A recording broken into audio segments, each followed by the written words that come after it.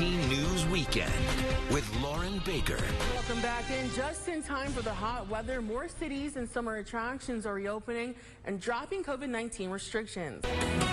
We start with breaking news in Rockford tonight after a second law enforcement shooting takes place this weekend. You're looking right now behind Kristen and James are live at the scene where we have team coverage. I want to get right to this action over here. If you look just right there, that's a truck with a whole bunch of water backing up for people. Well, James, I'm here live in Winnebago, and I drove from Rockford to Winnebago after the storm passed. And as I made my way down here, I saw down paralyzing trees on my way. I'm going to step out the way so you can see crews are actually out here working on this street. James, officials said they removed that mask recommendation but kept the evacuation zone because while the air quality is still good, they still don't know what type of debris has fallen in that zone. Less than 100 people were using telehealth services here at Mercy per week. Now more than 2,000 people are logging on and are talking with their doctors virtually. As she was driving to the middle school, she was seeing the fire, and she said all she could do is pray that everyone was safe, and she's so glad that her child is safe.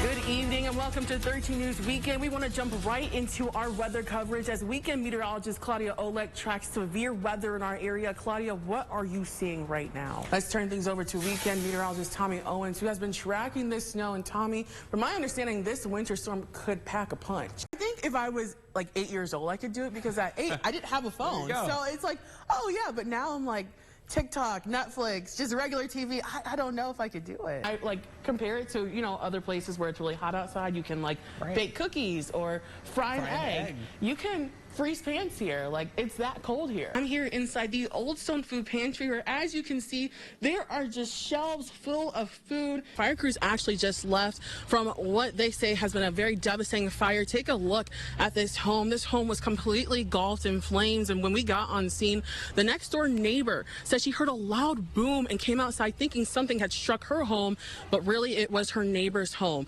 And she ran to make sure nobody was inside, and thankfully no one was hurt. And then if you look just across the street from us, this tree collapsed on this home. And the neighbors say they were leaving to go to work when they heard that same boom, came home to make sure their house was okay, but they found this. Today I spoke with the victim who says she wants the public to know her story so they don't fall for the same trick. I'm doing all the survey, and right over here, I'll show you. That's no handyman trying to help this woman with her windows, rather a thief helping his friends steal from her. I go in my bedroom now and I think, here were 3 men in this house. A 94-year-old Beloit woman who doesn't want to be identified says a week ago a man knocked on her door saying he was working on her neighbor's fence. And he said, I'm putting a new fence in back here for your neighbors. And he said, I want to know where your line is because when we pound those in, it's kind of noisy. I don't want to disturb you. But instead of disturbing her, he distracted her. And right over here. Just enough for 3 other people to get inside and steal jewelry and money from her bedroom. The man is seen on her security camera knocking on both a door and a window.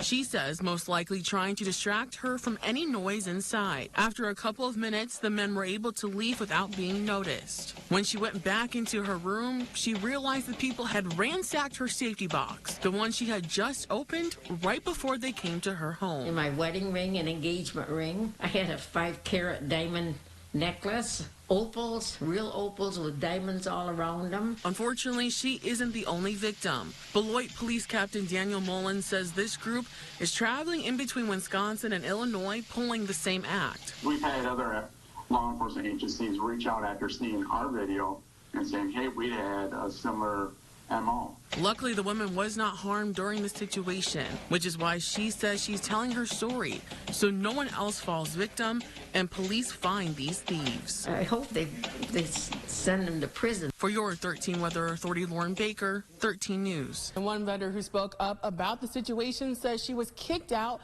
of the mall. I spoke with her and others who tell me something like this simply can't be tolerated. This day and age and time, we shouldn't be dealing with this. That's how Crystal Perez says she felt when she heard that these items were being sold at the Best of Beloit Vintage Mall. She works at the sister store, Best of Janesville Vintage Mall, and says she was not happy with the owner's response to the situation. And I kept speaking up. I said, this that's showing how much you value us as vendors. Like that's hurtful. Like, She says a conversation was created in a Facebook group full of vendors and the owner. When she spoke up, she says the store's owner threatened to kick her out. I was told that I'm sorry we see so differently. Do you have any idea of how many I've kicked out of here for less? And at that point, I had reached out to him personally asking, what are you threatening to kick me out of? And he said them all. After she responded to this, she says the owner told her, quote, have your stuff out by the end of the week, please, end quote. Perez isn't the only one who no longer works there. Monday morning, I was there as soon as the store opened, pulling my items out of the store. Vendor Katie Howes says she left the Janesville store because she felt the business owner didn't address how hurtful these items are. I couldn't have my name represented in a business that has no compassion. But this isn't the first time someone has left the Vintage Mall franchise for things they say they found racist and offensive.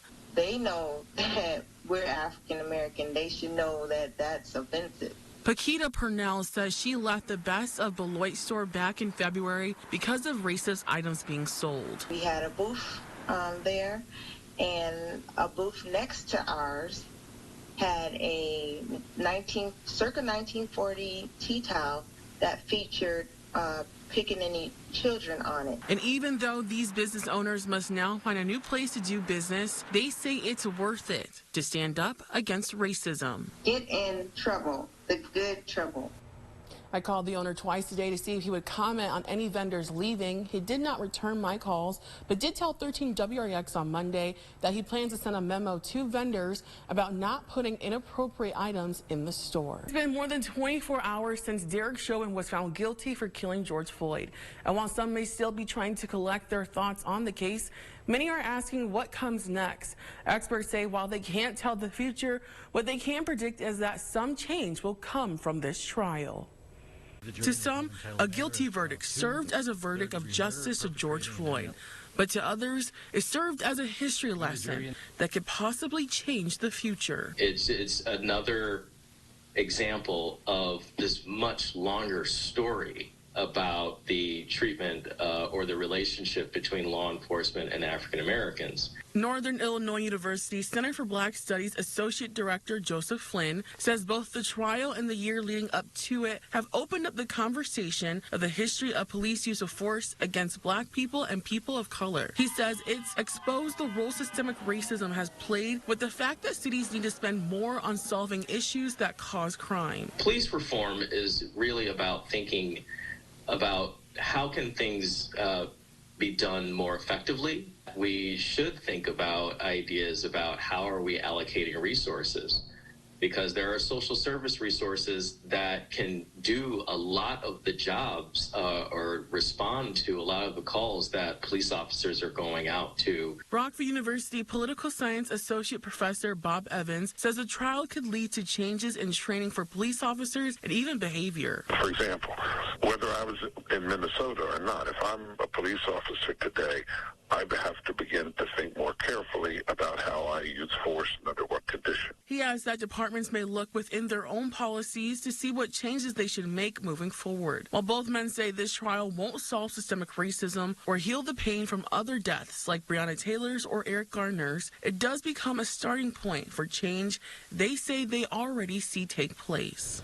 Chauvin was found guilty on 3 counts, including second-degree unintentional murder. He will be sentenced in 2 months.